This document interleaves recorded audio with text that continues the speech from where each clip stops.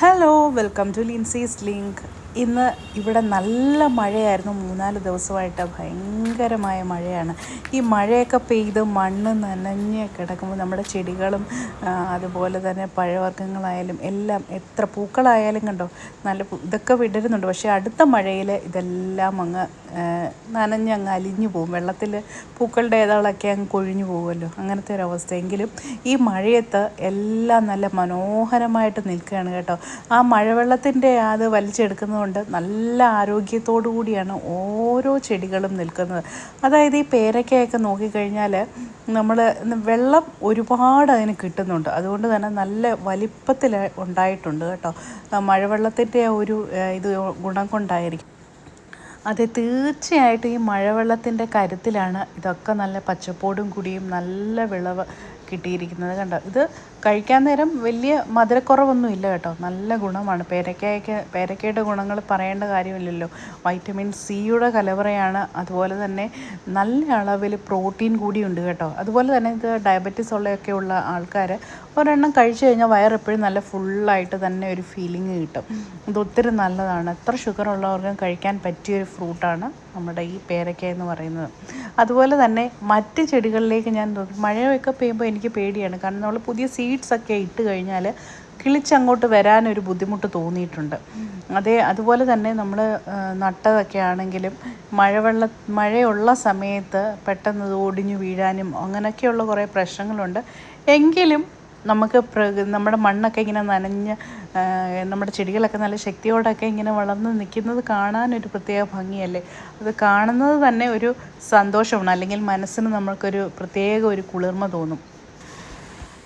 നല്ല മഴക്കാർ കയറി വരുന്നുണ്ട്. എത്ര നേരം ഇവിടെ നിൽക്കാൻ പറ്റുമെന്നറിയത്തില്ല.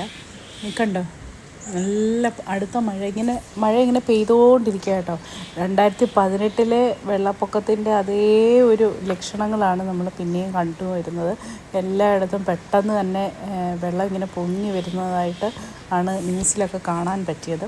ഇത് നമ്മുടെ പാലക്കാണ് കേട്ടോ. നമ്മുടെ പാലക്കിൻ്റെ സീഡ്സ് ഇട്ട്, പക്ഷേ വലിയ ഈ മഴയിൽ പിടിച്ച് കിട്ടുമെന്ന് തോന്നുന്നില്ല. പിടിച്ച് കിട്ടുവാണെങ്കിൽ ഞാൻ നിങ്ങളെ കാണിച്ചു തരാം കേട്ടോ. ഇത് കണ്ടോ, നമ്മുടെ മത്തനാണ്. മത്തന് പക്ഷേങ്കിൽ ഇത് നിറയെ പൂക്കളും ഉണ്ടാകുന്നുണ്ട്, ചെറിയ കായ ഉണ്ടാകുന്നു. പക്ഷേ അതങ്ങ് പൊഴിഞ്ഞങ്ങ് പോവുക. ഇത് ഒത്തിരി നല്ലതാട്ടോ. ഈ മത്തൻ്റെ ഇല തോരൻ വെക്കാനും മത്തൻ താളിപ്പുണ്ടാക്കിയൊക്കെ കഴിക്കുകയാണെങ്കിൽ ഒത്തിരി നല്ലതാണ്. നമ്മുടെ കണ്ണിൻ്റെ കാഴ്ചയ്ക്കും അയണിൻ്റെ ഒക്കെ ഒരു കലവറയാട്ടോ ഈ മത്തയില തോരനൊക്കെ വെച്ച് കഴിക്കുകയാണെങ്കിൽ ഒരുപാട് ഗുണങ്ങളുണ്ട്.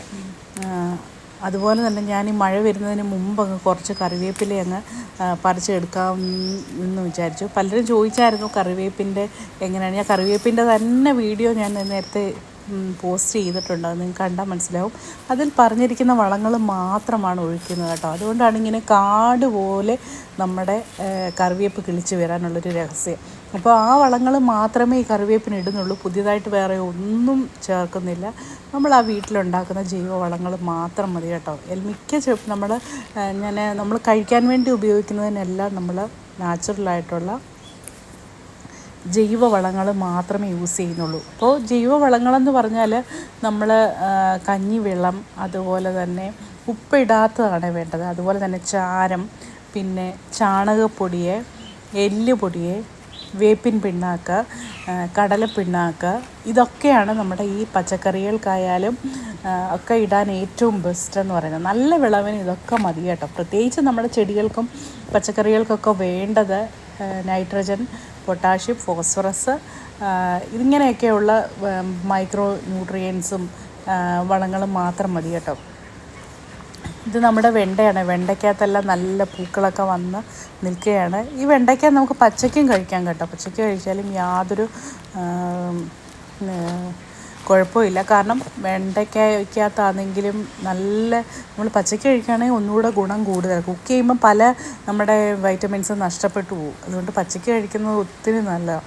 ഇത് നമ്മുടെ ഒരു പാവലായിരുന്നു കേട്ടോ. ഞാനിത് സീഡ്സ് ഇട്ട് കഴിഞ്ഞ് പിന്നെ ഇപ്പം വന്ന് നോക്കിയപ്പോൾ അതങ്ങ് വളർന്ന് തറയിലങ്ങ് നീണ്ടു പോകും. അപ്പോൾ ഞാൻ എന്ത് ചെയ്തു, ഒരു കമ്പിങ്ങനെ കുത്തി വെച്ചിട്ട് ഇതിങ്ങനെ ഒന്ന് കെട്ടി വെച്ച് കൊടുക്കുകയാണെങ്കിൽ അതിന് മുകളിലോട്ടങ്ങ് വളർന്നു പോകാമല്ലോ. അപ്പോൾ അതിന് വേണ്ടിയിട്ടാണ് ഞാൻ ശ്രമിച്ചത്.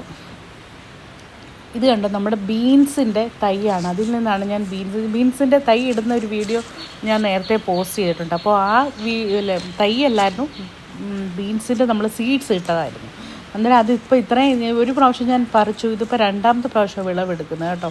അപ്പോൾ ഇത് ഒരു 3-4 ബീൻസ് കിട്ടി, അതായത് ചെറിയ കുറച്ച് ബീൻസ് കിട്ടി. ഇനി ഇതിന് കുറച്ച് ജൈവവളങ്ങളൊക്കെ ഇട്ട് കൊടുത്തു കഴിഞ്ഞാൽ നല്ല രീതിയിൽ ഇത് കിളിച്ച് വരും. കണ്ടാൽ മനസ്സിലാവും, നിറയെ അതിൻ്റെ അകത്ത് പൂക്കളും ഒക്കെ വന്നിട്ടുണ്ട് കേട്ടോ. ഇനി അത് നിറയെ നല്ല രീതിയിൽ കായ്ച്ചു തുടങ്ങും. അപ്പോൾ നല്ല രീതിയിൽ നമുക്ക് കൃഷി ചെയ്തെടുക്കാൻ പറ്റുന്ന കാര്യങ്ങളാണ് ബീൻസ് ആയാലും പയറായാലും എല്ലാം തന്നെ. എല്ലാം നമ്മൾ വിചാരിച്ചു കഴിഞ്ഞാൽ നടക്കാത്തതായിട്ടൊന്നുമില്ല. ജസ്റ്റ് നമ്മളൊന്ന് ശ്രമിക്കണമെന്ന് മാത്രം. നമ്മൾ വിചാരിക്കും നമ്മൾ നട്ടാൽ കിളിക്കത്തില്ലെന്ന്, അങ്ങനല്ല കേട്ടോ. നമ്മൾ എല്ലാം ഒന്ന് ശ്രമിച്ചു നോക്കുക, ബാക്കി കാര്യം അങ്ങ് നടന്നോളും, അത്രയേ ഉള്ളൂ കേട്ടോ. അപ്പോൾ നമ്മുടെ കൃഷിയിലെ എൻ്റെ തോട്ടത്തിലൂടെ ഞാൻ കുറേ കാര്യങ്ങൾ നിങ്ങളെ കാണിച്ചു. ഇപ്പോൾ ഈ കാണുന്നത് നമ്മുടെ സുക്കിനിയാണ് കേട്ടോ. സുക്കിനി നല്ലൊരു വെജിറ്റബിളാണ്. അതായത് ഞാനിപ്പോൾ ഇത് നട്ടിട്ട് ഇതിൻ്റെ മുകളിൽ ഇങ്ങനെ ഒരു സ്റ്റാൻഡ് വെച്ച് കൊടുത്തു. അത് എന്തിനാണെന്ന് ചോദിച്ചാൽ, നമ്മളിപ്പോൾ സീഡ്സൊക്കെ ഇട്ട് കിളിച്ച് വരുമ്പോൾ പണിക്കാരായാലും ആരെങ്കിലുമൊക്കെ നടന്നു പോകുമ്പോൾ അത് അറിയാതെ കയറി അതിൻ്റെ മുകളിൽ ചവിട്ടി കഴിഞ്ഞാൽ അത് അങ്ങ് നശിച്ചു പോകില്ല. അപ്പോൾ അങ്ങനെ നശിക്കാതിരിക്കാൻ വേണ്ടിയിട്ടാണ് ഒരു ചെറിയൊരു സ്റ്റാൻഡ് വെച്ച് കൊടുത്തത്. അപ്പോൾ നടന്നു പോകുന്നവരൊക്കെ ഒന്ന് ശ്രദ്ധിച്ചോളുമല്ലോ എന്ന് ഓർത്തു. അപ്പോൾ നമ്മുടെ സുക്കിനി നല്ല രീതിയിൽ കിളിച്ച് വന്നിട്ടുണ്ട്. പിന്നെ നമ്മുടെ പേരയ്ക്ക ഇങ്ങനെ ഇഷ്ടം പോലെ, ഇത് ഈ ഒരു മഴ സീസണിലാണോ എന്നറിയത്തില്ല, ഇഷ്ടം പോലെ പേരയ്ക്ക നിറയെ കായ്ക്കുന്നുണ്ട്. പേരയ്ക്കായ നല്ലൊരു ഫ്രൂട്ടാണ്, എല്ലാവർക്കും ഒരുപോലെ കഴിക്കാൻ പറ്റിയത്, ഒരുപാട് ഗുണങ്ങളുമുള്ള വൈറ്റമിൻസിൻ്റെയൊക്കെ ഒരു കലവറയാണ് നമ്മുടെ പേരയ്ക്ക എന്ന് പറയുന്നത്. അതുപോലെ മഴയൊക്കെ പെയ്ത് കഴിഞ്ഞാൽ പലർക്കും വീടിനുള്ളിൽ ഇരിക്കാനാണല്ലോ ഇഷ്ടം. എനിക്കാണെങ്കിൽ ഇങ്ങനെ നമ്മുടെ ഈ തോട്ടത്തിലൂടെ ഗാർഡനിലൂടെയൊക്കെ ഒന്ന് നടന്ന് അങ്ങനെ ചെന്ന് ഹാർവെസ്റ്റ് ചെയ്യാനൊക്കെ മഴയത്ത് ഇങ്ങനെ പോകാൻ എനിക്ക് വളരെ ഇഷ്ടമാണ് കേട്ടോ. അത് എനിക്ക് വളരെ നല്ല രസമായിട്ട് ഇങ്ങനെ നമ്മൾ നടക്കുകയും ചെടികളൊക്കെ നോക്കുകയൊക്കെ ചെയ്യുമ്പോൾ ഒരു പ്രത്യേക ഒരു സന്തോഷമാണ്. അത് മാത്രമല്ല, നമുക്ക് ഈ കിട്ടുന്ന റിസൾട്ട് എന്ന് പറഞ്ഞാൽ നമ്മൾ ചെയ്ത ഹാർഡ് വർക്കിൻ്റെ ഒരു ഫലം കൂടിയാണ് അല്ലേ.